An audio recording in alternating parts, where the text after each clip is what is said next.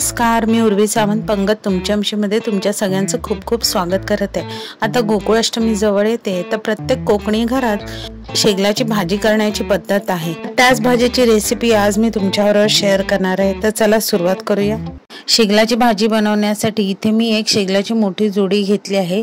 त्याची पानं काढून स्वच्छ धुवून निथळून बारीक चिरून ठेवायची आहे। आता इथे मी पालेभाजी करण्यासाठी लोखंडी कढईचा वापर केला आहे। त्याच्यात 1 चमचा तेल टाकून लसूण, मिरची आणि हिंगाची फोडणी घालून त्यात 2 मोठे बारीक चिरलेले कांदे घालून कांदे गुलाबीसर होईपर्यंत आपल्याला परतून घ्यायचे आहेत। आता कांदे थोडे नरम झाले, गुलाबी झाले की त्याच्यात आपण चिरलेली शेगलाची भाजी घालून व्यवस्थित मिक्स करून घ्यायची आहे। लोखंडी कढईत केलेली पालेभाजी ही जास्त चविष्ट लागते, म्हणून मी इथे लोखंडी कढईचा वापर केला आहे।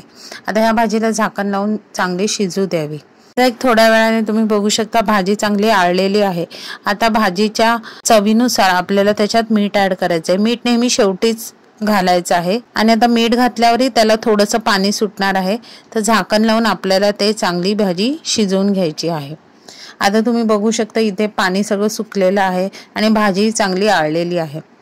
आता त्याच्या शेवटी म्हणजे आपलं ओलं खोबरं, किसलेलं ओलं खोबरं घालून भाजी व्यवस्थित परतून ही भाजी आता आपल्याला खायला रेडी आहे।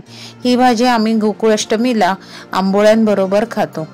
जर तुम्हाला ही माझी रेसिपी आवडली तर रेसिपीला लाईक करा, शेअर करा। चॅनलवर नवीन असाल तर चॅनलला सबस्क्राईब करा आणि हा नवीन व्हिडिओच्या नोटिफिकेशनसाठी बेल आयकॉनला प्रेस करायला विसरू नका। तोपर्यंत मस्त राहा।